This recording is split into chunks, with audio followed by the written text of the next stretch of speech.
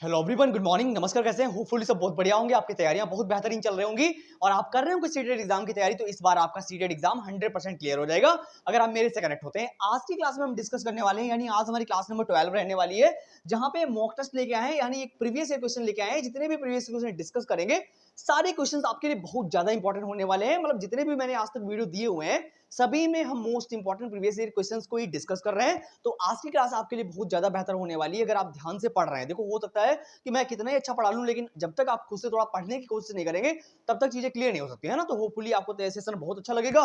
चलते भी स्टार्ट करेंगे, आपका टाइम वेस्ट बिल्कुल भी नहीं करेंगे। तो हो सके तो नोट्स बनाते रहना, है ना, क्योंकि जब आप नोट्स बनाते हैं तो एक टाइम के बाद हमको लिखना पड़ता है। जब हम लिखते हैं तो हमें याद भी हो जाता है साथ में, और जब हम एग्जाम सेंटर पे जाते हैं उससे पहले एक बार हम रिवाइज करके जाएंगे तो हमारी तैयारी और बेहतर होती है और हमारा स्कोर भी अच्छा खासा आता है। चलिएगा स्टार्ट करेंगे आज का सेशन, बहुत ही बेहतर तरीके से पढ़ेंगे। अगर आप पहली बार आए तो प्लीज लाइक शेयर कर दीजिएगा, ताकि जब भी मैं एक नया वीडियो बनाऊंगा तो आपके पास नोटिफिकेशन आ जाएगा, है ना। मजेदार तरीके से पढ़ेंगे, होपफुली आप मस्त होंगे, जबरदस्त होंगे और आपकी तैयारियां बहुत ही बेहतर चल रही होंगी। चलिएगा देखो, स्टार्ट करेंगे। सारी पीपीटी बहुत बेहतर तरीके से बनी हुई है। ओवरऑल आज को 13 क्वेश्चन डिस्कस करेंगे और सारे क्वेश्चन बहुत ज्यादा इंपॉर्टेंट है। मतलब अगर एक क्वेश्चन को डिस्कस करेंगे, उससे रिलेटेड जितने भी क्वेश्चन आपके आएंगे एग्जाम में, आप उनको इजीली अटेम्प्ट कर पाओगे। मतलब कॉन्सेप्ट को समझने वाले हैं, रोट मेमोराइजेशन पे बिल्कुल नहीं जाना है आपको। देखो, मैं बार बार बोलता हूं कि सीटेट में टैग वर्ड है, अगर आपने उनको तक पढ़ लिया तब भी आप आसानी से सीटेट क्लियर कर सकते हैं। और ये एक ऐसा एग्जाम जहां पे कोई निगेटिव मार्किंग नहीं, बहुत आसानी से पास कर सकते हो आप, अगर आप थोड़ा सा एनालिसिस करते हो। चलिएगा क्वेश्चन नंबर 1 को पढ़ते हैं और समझते हैं कि हमारा क्या क्वेश्चन नंबर 1 कह रहा है कि सीखने में विविधता, यानी विभिन्न प्रकार से आप सीखते हो। सीखने में विविधता का मतलब आप विभिन्न तरीकों से सीखते हो और सीखने की कोशिश करते हो।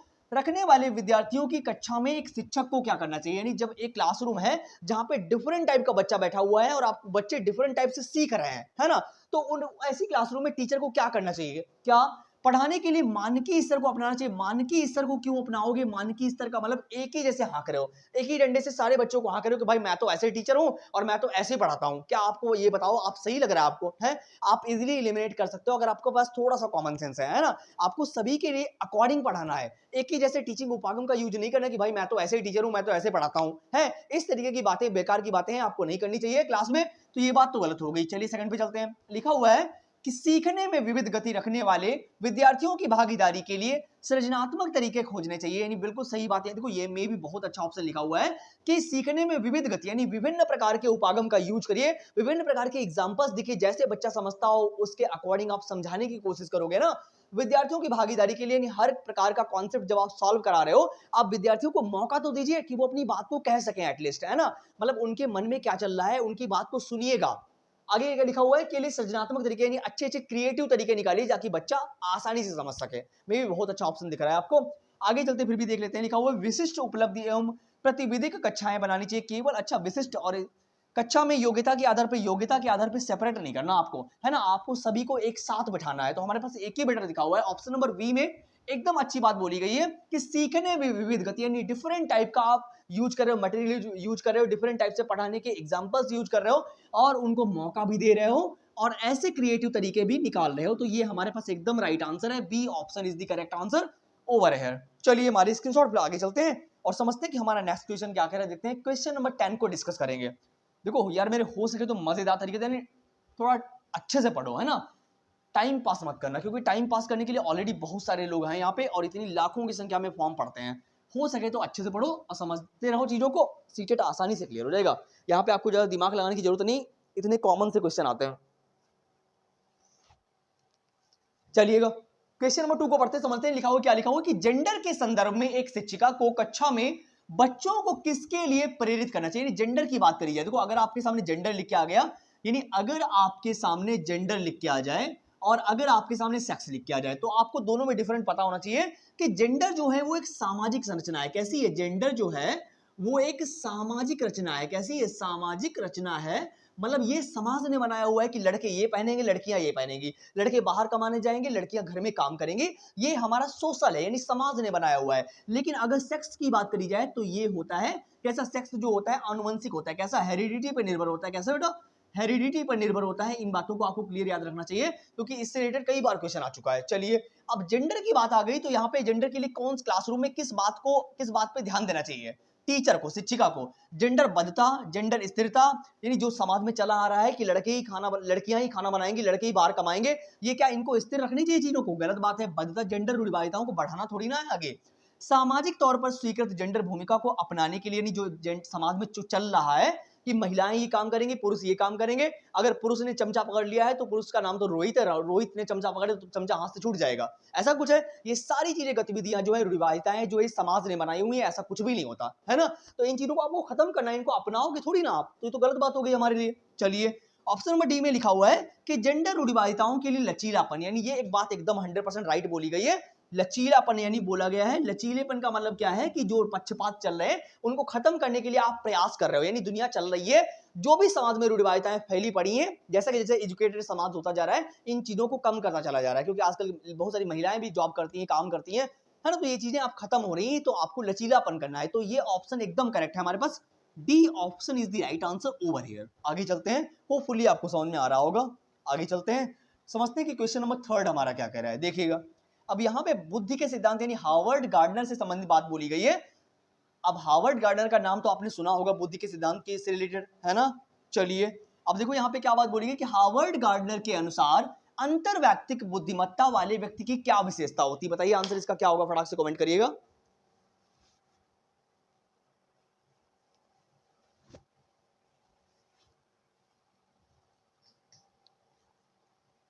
देखो, लिखा हुआ है कि अंतर्वैयक्तिक बुद्धिमत्ता वाले व्यक्ति की क्या विशेषता होती है, यानी जो अपने भावों को, अपने मनोभावों को जानता है, ऐसे व्यक्ति की क्या विशेषता होगी हार्वर्ड गार्डनर के अनुसार। यानी ऐसा व्यक्ति है जो अपनी भावनाएं, अपने मनोभाव सब अच्छे से जानता है, अंतर्वैयक्तिक की प्रक्रियाओं को जानता है, तो हार्वर्ड गार्डनर के अनुसार उसकी क्या विशेषता होगी? सामाजिक स्थितियों से भली भांति निपटने की क्षमता होगी, दूसरों की भाषा के अर्थ व लय को समझने की क्षमता होगी, स्वयं की जटिल भावनाओं, शक्तियों व कमजोरियों का ज्ञान होगा, सौंदर्य एवं सौंदर्य बोध की सराहना होगी। देखो, अब यहाँ पे आपको एक वर्ड के माध्यम से आप आंसर तक आसानी से पहुंच जा सकते हो। यहाँ पे अंतर्वैयक्तिक लिखा हुआ है, इसका मतलब है खुद के बारे में जानना, है ना। अंतर्वैयक्तिक को मतलब क्या होता है कि खुद के बारे में आप जानते हो। तो यहाँ पे खुद के बारे में एक ही ऑप्शन है कि स्वयं की जटिल भावनाओं, शक्तियों और कमजोरियों का ज्ञान। अब देखो, अंतर्वैयक्तिक की बात होगी तो answer number C is the right answer over here, है ना। चलिए, हमारे स्क्रीनशॉट और आगे चलते हैं। देखो, ये सारी की सारी ऑफिशियल आंसर की है, मैं अपने पास से आपको कुछ भी नहीं बता रहा हूं। अगर आपको ऐसा कुछ लग रहा हो और जहां पे भी डाउट लग रहा हो, आप मुझे कमेंट करिएगा, हम नेक्स्ट वीडियो जरूर आपके कमेंट के अकॉर्डिंग ही प्लान करेंगे। चलिए, क्वेश्चन नंबर 4 को पढ़ते हैं, समझते हैं कि हमारा क्वेश्चन नंबर 4 क्या कह रहा है कि एक प्रगतिशील शिक्षिका को अपनी कक्षा में किस प्रकार का रवैया अपनाना चाहिए। यानी एक टीचर जो है उसको क्लासरूम में, क्रिएटिव क्लासरूम है, अच्छी क्लासरूम है, प्रगतिशील क्लासरूम है, जहां पे बढ़िया से बच्चे बैठे हुए हैं, प्रिंट रिच एनवायरनमेंट है, क्लासरूम का एनवायरनमेंट बहुत अच्छा है, पॉजिटिव माहौल है, ऐसे में शिक्षिका को कौन से उपागम का यूज करना चाहिए, कौन से रवैये का यूज करना चाहिए, ये बात आपसे पूछी जा रही है। चलिएगा, अब लिखा हुआ है सहानुभूति नियंत्रण। देखो, नियंत्रण की बात नहीं करी जा सकती। आप बच्चों को मतलब कोई बांधिए मत चीजों को, है ना, उनको ओपन एंडेड माहौल दीजिए कि बच्चा अपनी बात को कह तो सके। तो जहां जहां पे नियंत्रण है आप आसानी से काट दीजिएगा। नियंत्रण यहाँ पे भी था तो इसको भी हमने कट कर दिया, इसको भी कट कर दिया, और नियंत्रण यहाँ पे भी है तो इसको भी कट कर दिया। आपको बच्चे को मौका देना है ना। सहानुभूति रखनी है, वास्तविकता यानी वास्तविक जीवन से रिलेटेड जो एग्जांपल्स है उनको पेश करिए, और उनकी परवाह के अकॉर्डिंग जैसी उनको नीड हो उस अकॉर्डिंग अपना टीचिंग लर्निंग मटेरियल पेश करिए, और वैसे एग्जांपल पेश करिए, उनको पढ़ाने की कोशिश कीजिए उनकी नीड के अकॉर्डिंग कि बच्चा कहाँ पे कमी रह गई, बच्चे के अंदर कहाँ पे कमी रह गई। मतलब आप क्लासरूम में टेस्ट लेते हो तो उसका क्या मतलब होता है, आप खुद बताइएगा, है ना। देखो यार, चीजों को जब सीरियस ज्यादा लोगे तो फिर मजे में पढ़ाई नहीं हो पाती ना। अपने करेगी किताबों को दोस्त बनाओ यार। अगर अपने करियर पे काम करना है, गोल पे काम करना है, तो आपको सक्सेस तो मिलेगी जरूर, बट अगर आपने सीरियस ही नहीं लिया चीजों को, मतलब ऐसे ही चल रहा है कि पास हो जाएंगे तो ठीक बात है, तो यार फिर मजा नहीं आने वाली है ना। तो मजे में पढ़ो और सीखते रहो, है ना। और अपने गोल जो आपका करियर बनाने के लिए जो आपने लक्ष्य बनाया हुआ है उसके प्रति सीरियस रहो कि हाँ भाई, इस बार मुझे सीटेट निकालना है तो निकालना है 100%, चाहे कुछ भी हो जाए, है ना। तो हमारे पास एक ही ऑप्शन नंबर करेक्ट है, C option is the right answer over here. आगे चलेंगे, हमारे स्क्रीनशॉट फिर समझते हैं कि हमारा नेक्स्ट क्वेश्चन क्या कह रहा है। चलो, अब क्वेश्चन नंबर 5 में लेव वाइगोत्स्की से रिलेटेड बात आ गई है। इन्होंने सोशल कल्चरल थ्योरी के बारे में बताया हुआ है, सामाजिक सांस्कृतिक सिद्धांत के बारे में। इनका प्रिंसिपल का नाम है सामाजिक सांस्कृतिक सिद्धांत। लेव वाइगोत्स्की की बात करी जाए तो इन्होंने सोशल कल्चरल थ्योरी के बारे में बताया हुआ है, यानी सामाजिक सांस्कृतिक सिद्धांत इनके सिद्धांत का नाम है। अब देखो, इन्होंने समाज को बहुत इंपॉर्टेंस दिया हुआ है।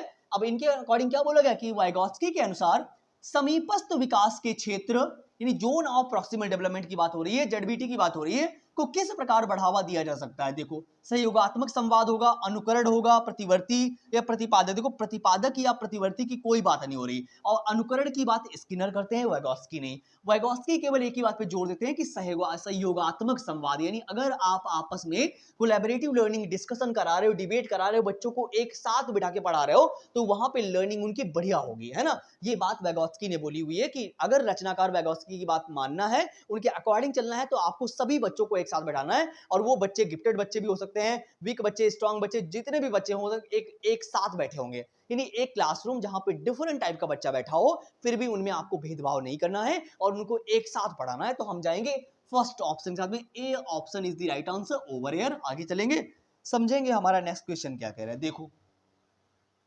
अब क्वेश्चन नंबर 6 में क्या बात बोली गई, जरा पढ़िएगा और बताइए। यहाँ पे ये क्वेश्चन भी फिर से यहाँ इन्होंने बोला हुआ है, वाइगोत्स्की से रिलेटेड फिर से क्वेश्चन आया, तो बताइएगा। देखो, ये वाइगोत्स्की हो गए, चाहे प्याजे हो गए, चाहे स्किनर हो गए, ये सीटेट में बहुत ज्यादा इंपॉर्टेंट है, मतलब आते ही आते हैं, गारंटी है। चलिए, वाइगोत्स्की के अनुसार संज्ञानात्मक विकास के लिए निम्न में से किसकी मध्यस्थता आवश्यक है? सांस्कृतिक औजार की, सांस्कृतिक ढंग प्रकार की, सांस्कृतिक सूचक की, सांस्कृतिक व्युत्पन्न की। देखो, हमने आपको पहले बताया था कि जब भी वाइगोत्स्की की बात आएगी तो इन्होंने कल्चरल टूल यानी सामाजिक औजार को इन्होंने इंपॉर्टेंस दी हुई है, कल्चरल टूल्स को इंपॉर्टेंस दी हुई है। जब भी आपके सामने आ जाए, आंख बंद करके लगाओगे, इजीली आप आंसर 100% राइट हो जाएगा। यानी वाइगोत्स्की की बात आएगी तो आप कहां जाओ? कल्चरल टूल्स पे जाओ। कहां पे जाओगे? यानी हम जाएंगे कल्चरल टूल्स पे जाएंगे, है ना, यानी सांस्कृतिक औजार पे जाएंगे। इसी की बात वाइगोत्स्की ने करी है। हम जाएंगे फर्स्ट के साथ में। चलिए, देखो, एक बार अगर आप प्रैक्टिस करते हो, कुछ बच्चे होते हैं वो क्या बोलते हैं, देखो, कहते हैं कि ये क्वेश्चन तो यार हमें आते हैं भाई, हैं, ये तो हम इजीली कर पाएंगे। देखो, ऐसा तब होता है जब आप प्रैक्टिस करके जाते हो, भरपूर प्रैक्टिस करके जाते हो, तो वहां पे क्वेश्चन आपको इजी लगते हैं। लेकिन अगर आपने मॉक टेस्ट नहीं लगाए हैं तो तैयारी आपकी बेहतर नहीं है, चाहे आप कितना भी कर लीजिएगा। देखो, इससे पहले वाली जो प्लेलिस्ट मैंने दी हुई है सीडीपी की, जहां पे मैंने 47 वीडियोस अपलोड किए हुए हैं, उनमें हमने टॉपिक वाइज क्वेश्चन दिए हुए हैं, टॉपिक वाइज यानी टॉपिक को एक्सप्लेन किया हुआ है बढ़िया तरीके से। लेकिन इस पूरी प्लेलिस्ट में हम मॉक टेस्ट दे रहे हैं, सीडीपी के जितने भी क्वेश्चन हैं सभी को हम मॉक टेस्ट के रूप में दे रहे हैं, ताकि सारे, अगर आपने थोड़े सेशन जो है प्रैक्टिस कर लिए, तो आसानी से सीडीपी में आप 30 में 30 लाओगे, है ना। चलिए, अब क्वेश्चन नंबर 7 में लिखा हुआ है कि एक 5 साल की बच्ची को उसकी शिक्षिका ने 5 छोटे पत्थर दिए। यानी एक शिक्षिका जो है उसने क्या किया, एक छोटी बच्ची को क्या किया है, 5 साल की बच्ची, उसको छोटे छोटे पत्थर दिए। बच्ची ने उन पत्थरों को अलग अलग प्रकार से लगाया हुआ है। यानी बच्ची ने क्या किया, उन पत्थरों को अलग अलग से लगा लिया, क्रम वाइज जो भी लगाना हो, छोटी लाइन में लगा लिया, एक बड़ी लाइन में लगा लिया, एक वर्त में लगा लिया। फिर उसने उन पत्थरों को बार बार गिना। यानी बालिका क्या कर रही है, उन पत्थरों को बार बार गिनने की कोशिश कर रही है, संख्या नॉलेज, यानी संख्याओं का ज्ञान प्राप्त कर रही है कि कितने पत्थर हैं, ना। तो जीन प्याजे के अनुसार यह बच्ची निम्न में से किस संज्ञानात्मक स्कीमा को ग्रहण करने की कोशिश कर रही है? स्कीमा का मतलब कि आप अपने दिमाग में कुछ ऐड कर रहे हो, है ना, आपने फिक्स जो इंफॉर्मेशन थी उसमें से कुछ ऐड कर रहे हो। देखो, यहाँ पे क्रमबद्धीकरण की कोई बात नहीं हो रही कि बालिका उन कंकड़ों को क्रम में लगा रही है, ना तो संक्रमण की कोई बात हो रही, और ना ही सांकेतिक की कोई बात हो रही कि कोई संकेत कर रही हो, कोई इशारा कर रही हो, ऐसी कोई बात नहीं। यहाँ पे संख्या का संरक्षण हो रहा है कि बालिका संख्याओं को जानने की कोशिश कर रही है, बार बार उनको गिन रही है। देखो, साफ साफ लिखा हुआ है ना। तो option number D is the right answer over here. आगे चलेंगे और समझते हैं कि हमारा नेक्स्ट क्वेश्चन नंबर 8 क्या कह रहा है। अब यहाँ पे देखो, फिर से जीन प्याजे की बात आ रही है। अब आपके अकॉर्डिंग जीन प्याजे के बारे में आपको पता होना चाहिए कि इन्होंने डेवलपमेंट की प्रक्रिया को एज के अकॉर्डिंग बांट दिया हुआ है ना। ये भी एक रचनाकार है, इन्होंने भी सांस्कृतिक सिद्धांत दिया हुआ है, लेकिन इन्होंने हेरिडिटी को बहुत महत्व दिया हुआ है। किस चीज को? अगर हम प्याजे की बात करें तो इन्होंने आनुवंशिकी को बहुत महत्व दिया हुआ है, प्याजे जी ने, है ना। प्याजे के अनुसार विकासात्मक बदलाव की प्रक्रिया निम्न में से किस विशिष्ट संज्ञानात्मक प्रकारों द्वारा घटित होती है? अनुभव एवं सामाजिक संप्रेषण, समावेशन एवं समायोजन, परिपक्वता एवं अनुभव, सामाजिक संप्रेषण। देखो, सामाजिक संप्रेषण की बात तो वाइगोत्स्की करते हैं, अनुभव की बात वाइगोत्स्की करते हैं, परिपक्वता की बात यहाँ पे केवल हो नहीं रही, समावेशन और समायोजन की बात हो रही है। किसकी बात हो रही है? प्याजे की बात करिए तो आप इजीली जा सकते हो समायोजन के साथ, और यानी समावेशन और समायोजन। यहाँ पे लिखा क्या था कि प्याजे के अनुसार विकासात्मक बदलाव की प्रक्रिया निम्न में से किस, देखो यहाँ पे क्या बात हो रही है कि कह रहे हैं कि आपकी डेवलपमेंट की प्रक्रिया के अकॉर्डिंग आप में क्या बदल रहा है, तो वो किस उपागम में क्या देखो, समावेशन और समायोजन का मतलब ही होता है कि कुछ आप समायोजित कर रहे हो, ऐड कर रहे हो, अपने जो भी आपके पास पहले से इंफॉर्मेशन थी उसमें कुछ सुधार कर रहे हो, संशोधित कर रहे हो, है ना। तभी तो आपकी बदलाव की प्रक्रिया चलेगी, जब आप कुछ संशोधित करके कुछ ऐड करोगे वहां पे, है ना। तो हम जाएंगे बी के साथ में। चलिए, आगे चलते हैं, देखते हैं क्वेश्चन नंबर 9 हमारा क्या कह रहा है। क्वेश्चन नंबर 9 को पढ़ेंगे और समझते हैं कि क्वेश्चन नंबर 9 हमारा क्या कह रहा है। पढ़िए फटाक से क्वेश्चन नंबर 9 को। पालन पोषण की प्राधिकारिक शैली किस पर आधारित है, यानी पालन पोषण की जो प्राधिकारिक शैली है वो किस बात पर आधारित होती है। क्या बच्चे के खुद के बारे में निर्णय लेना, बच्चे के पक्ष को ना सुनना, बच्चे से अविवेकपूर्ण मांग करना, जब संभव हो तब बच्चे के साथ साझेदारी में निर्णय लेना। देखो आप पढ़ रहे हो सीडीपी यानी बाल विकास हम डिस्कस कर रहे हैं और बच्चे को यहाँ पे गलत आपको बिल्कुल करना ही नहीं है। तो बच्चे के पक्ष को सुनोगे क्यों, तो गलत बात हो गई। बच्चे के बारे में खुद निर्णय लो, खुद ही निर्णय ले लोगे। बच्चे को भी तो मौका दीजिए कि बच्चा भी तो अपनी बात रख सके। बच्चे से अविवेकपूर्ण मांग करना, ऐसी मांग करोगे जो बच्चे के लायक ही नहीं है। हमारे पास एक ही बेटा दिखा हुआ लिख रखा है कि जब संभव हो तब बच्चे के साथ साझेदारी निर्णय लेना, यानी संभव हो सके तो बच्चे की बात को सुनिए और उसके अकॉर्डिंग अगर उसने अच्छी बात बोली तो उसकी बात के अकॉर्डिंग भी आप राय दे सकते हो। यहाँ पे इसकी बात हो रही है। हमारे पास डी ऑप्शन जो है एकदम बढ़िया है। क्लियर इतनी बात। चलिए अब चलते हैं क्वेश्चन नंबर 10 पे और देखेंगे हमारा क्वेश्चन नंबर 10 क्या कह रहा है। पढ़िएगा फटाक से क्वेश्चन नंबर 10 को और जवाब जरूर दीजिए। कि विकासात्मक सिद्धांतवादी मानते हैं कि विकास की प्रक्रिया जीवन पर्यंत चलती रहती है, यानी डेवलपमेंट की प्रक्रिया जो होती है वो हमेशा जीवन पर्यंत चलती रहती है। कब आप गर्भ से लेके मतलब कि मृत्यु तक चलती रहती है। देखो अगर विकास की बात करें, अगर हम विकास यानी डेवलपमेंट की प्रक्रिया की बात करें तो ये हेरिडिटी, देखो विकास की अगर हम बात करें तो ये हेरिडिटी और एनवायरनमेंट के गुणनफल के बराबर होता है। यानी डेवलपमेंट की प्रक्रिया जो होती है वो आनुवंशिकता और वातावरण दोनों का बराबर बराबर इसमें योगदान है। आप किसी एक साथ नहीं जा सकते। यानी अगर विकास की बात करी जाएगी तो आप केवल एनवायरनमेंट को इंपॉर्टेंस नहीं दे सकते, है ना। जब भी विकास की बात आए तो आप आनुवंशिकता और पर्यावरण दोनों को आपको बराबर बराबर योगदान देना है, क्योंकि दोनों का इंपॉर्टेंस है ना। केवल आप ये नहीं कह सकते कि विकास जो है केवल हेरिडिटी पे निर्भर है या केवल आनुवंशिकता मतलब कि केवल पर्यावरण पर निर्भर है, ये बात आप नहीं कह सकते। दोनों को बराबर मानिए। चलिए अब यहां पे कह रहे हैं कि विकास की प्रक्रिया जीवन पर्यंत चलती रहती है। इस संदर्भ में से किसकी भूमिका बेहद महत्वपूर्ण है। आनुवंशिकता की मैंने पहले बता दिया आपको, केवल आपको आनुवंशिकता पे नहीं जाना है। वातावरण अनुभव, विशिष्ट प्रभाव, क्षेत्रीय बुद्धि, क्या लिखा, प्रतीकात्मक बुद्धि, इसकी कोई बात नहीं हो रही। हमारे पास एक ही बेटर दिख रहा है कि वातावरण एवं अनुभव, यानी आप एनवायरनमेंट को भी इंपॉर्टेंस दे रहे हो और अपने एक्सपीरियंस को भी अनुभव दे रहे हो, यानी जो आपके पास पहले से हेरिडिटी में मिला हुआ है। हम जाएंगे बी के साथ में, एकदम करेक्ट ऑप्शन है। आगे चलते हैं, समझते हैं कि क्वेश्चन नंबर 11 हमारा क्या कह रहा है। वो पुलिस सेशन अच्छा लग रहा हो तो प्लीज लाइक शेयर कर देना, ताकि जब भी वैसे वीडियो तो मैं आपको डेली पे डेली ला रहा हूँ, जब तक सीटेड नहीं हो जाएगा कंटिन्यू वीडियो आपके पास आएगा, तैयारी आपकी बेहतर हो जाएगी और सीटेड इस बार आपका 100% क्लियर हो जाएगा। हवा हवा मेरे यार। चलिए क्वेश्चन नंबर 11 को पढ़िए और बताइए कि इसमें आंसर क्या होगा। निम्नलिखित में से कौन सा कथन विकास एवं अधिगम के बारे में लेवागोस्की के दृष्टिकोण का सही वर्णन करता है। देखो अधिगम की बात हो रही है यहाँ पे, किसकी, लर्निंग की बात हो रही है। किसकी बात हो रही है यहाँ पे लर्निंग की बात हो रही है, यानी अधिगम सीखने की बात हो रही है। सीखने के बारे में लेवागोस्की के दृष्टिकोण के अनुसार कौन सा कथन सही है। दोनों का संबंध अनुक्रमिक है। देखो अनुक्रमिक नहीं कह सकते, लीनियर बिल्कुल भी नहीं है ना। ये लीनियर नहीं, ये प्रक्रिया ऐसे से चलती है, सीधी बिल्कुल नहीं चलती कि सभी का विकास एकदम हो जाएगा, है ऐसा है बिल्कुल है, तो गलत बात हो गई यहाँ पे। दोनों का संबंध निश्चल है। क्या दोनों का संबंध स्थिर है, यानी जब सीखने की प्रक्रिया जो होती है, कह रहे हैं कि ये बिल्कुल स्थिर है, निश्चल है। ऐसा है आप जीवन पर्यंत सीखते रहते हो, निश्चल थोड़ी ना कह सकते, तो गलत बात हो गई हमारे पास। सीखना अक्सर विकास के अग्रिम होता है, विकास अक्सर सीखने के अग्रिम होता है। देखो यहाँ पे लिखा गया है कि सीखना अक्सर विकास के अग्रिम होता है, यानी सीखना पहले होगा, विकास बाद में होगा।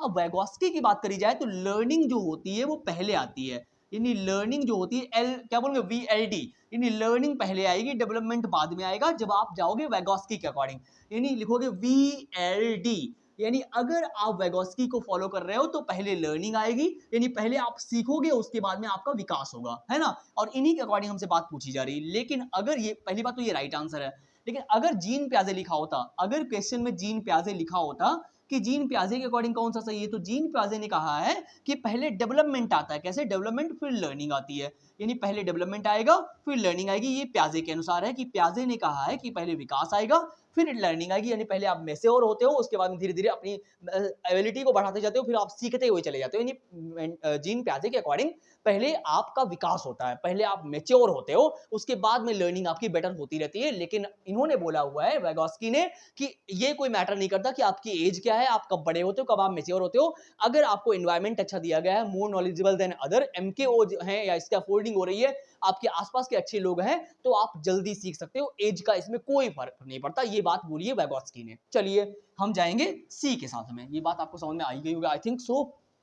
समझते हैं कि आगे देखते हैं कि हमारा नेक्स्ट क्वेश्चन क्या कह रहा है।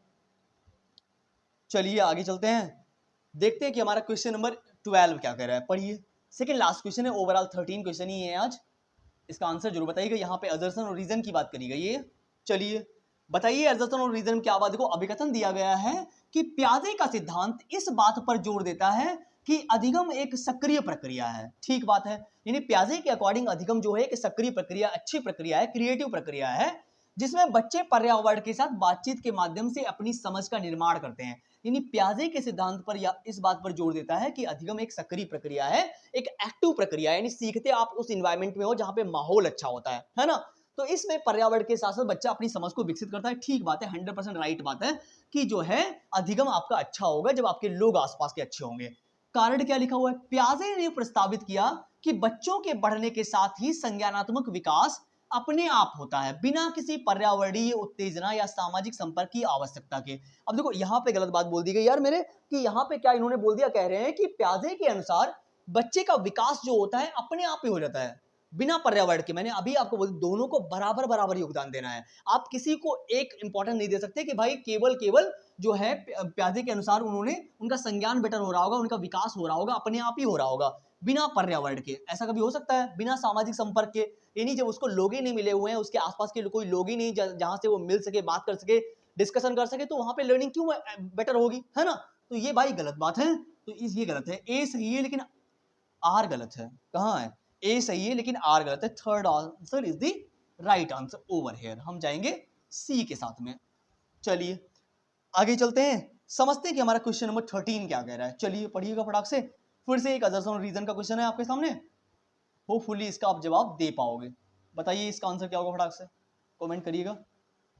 चलो देखो, इसमें लिखा हुआ क्वेश्चन नंबर 13 में अभिकथन दिया हुआ स्टेटमेंट कि एक बाल केंद्रित शिक्षा यानी बाल केंद्रित क्लासरूम की बात हो रही, जहां पे चाइल्ड सेंटर्ड यानी सीडीपी की बात हो रही है, यानी चाइल्ड सेंटर यानी बच्चे को आपको एक्टिव रखना है, यानी चाइल्ड सेंटर्ड एजुकेशन की बात हो रही है, जहां पे बच्चे एक्टिव हो क्लास में, किसी भी पाठ्यक्रम संरचना की आवश्यकता को समाप्त कर देती है, जिससे छात्रों को उनकी रुचि के अनुसार खोज करने की अनुमति मिलती है। अब आप बताओ, क्लासरूम ऐसी क्लासरूम जहां पे बच्चे एक्टिव हैं, चाइल्ड सेंटर्ड एजुकेशन मिल रही है उनको, यानी बच्चों के अकॉर्डिंग आप काम कर रहे हो, ऐसे में क्या आप सिलेबस को, पाठ्यक्रम को फिनिश कर दोगे, समाप्त कर दोगे, यानी सिलेबस की कोई आवश्यकता ही नहीं है। यानी भले ही चाइल्ड सेंटर्ड एजुकेशन है, बच्चे के अकॉर्डिंग आप काम कर रहे हो, फिर भी हमें पाठ्यक्रम यानी सिलेबस की तो आवश्यकता होती है ना। ऐसा थोड़ी नहीं कह सकते कि आप बच्चे के अकॉर्डिंग पढ़ा रहे हो तो दिन भर अपने मनोभाव ही डिस्कस करोगे, पाठ्यक्रम की आवश्यकता नहीं पड़ेगी। है, सिलेबस की आवश्यकता पड़ेगी, सिलेबस को भी तो पढ़ाओगे, है ना। हाँ, उनकी बात को सुनोगे, उनकी बात को मौका दोगे कहने का, तो लेकिन ये नहीं कह सकते कि पाठ्यक्रम की संरचना को समाप्त कर देती है। ये बात एकदम गलत बात है। चलिए कारण क्या लिखा हुआ है, बाल केंद्रित शिक्षा शिक्षण विधियों में लचीला प्रदान करती है। ठीक बात है, ये बात एकदम बढ़िया है कि अगर चाइल्ड सेंटर्ड एजुकेशन मिल रही है बच्चे को, तो वहां पे लचीलापन यानी बच्चे के अकॉर्डिंग काम करे, तो ऑब्वियसली अच्छी बात है। और छात्रों को उनकी रुचियों का पता लगाने के लिए प्रोत्साहित करती है। ठीक बात है कि उनका, बच्चों का किस चीज में इंटरेस्ट है, कहां पे वो सीख पा रहे हैं अच्छे से, क्रिएटिव ढंग से कहां पे सीख पा रहे हैं, तो उनको प्रोत्साहित करना है। लेकिन यह एक संरचित ढांचे के भीतर संचालित होती है जो अधिगम के उद्देश्यों का मार्गदर्शन करती है। ठीक बात है, ये 100% राइट बात है कि आप बच्चे के अकॉर्डिंग काम करें, उनकी जो उनके इंटरेस्ट हैं, उनके खुद के एक्सपीरियंस है, उनको आप प्रोत्साहित कर रहे हो, है ना। तो ए गलत है लेकिन आर सही है। कहां है? ए गलत है लेकिन आर सही है। Fourth answer is the right answer over here. चलिए होपफुली आपको सारे क्वेश्चन समझ में आ गए होंगे। क्वेश्चन नंबर 13 हमने डिस्कस कर लिया। देखो आज की क्लास में हमने 13 क्वेश्चन डिस्कस किए हुए हैं, और मुझे नहीं लगता कि आपको कहीं पर भी डाउट रह गया होगा। अगर लग रहा हो ऐसा कुछ तो आप मुझे कमेंट करिएगा। हम नेक्स्ट वीडियो आपके कमेंट के अकॉर्डिंग 110% प्लान करेंगे, अगर आपको कहीं पर भी कोई प्रॉब्लम आ रही हो। वैसे मुझे लगता नहीं है ना। चलिए, अगर आप किसी प्राइवेट स्कूल में पढ़ा तक रहे हैं तब भी आप मुझसे कनेक्ट हो सकते हैं। नेक्स्ट वीडियो आपके कमेंट के अकॉर्डिंग प्लान होगा 110%। मिलते हैं फिर एक नई वीडियो में नई आशा और उम्मीद के साथ में। Thank you so much for coming, thank you so much.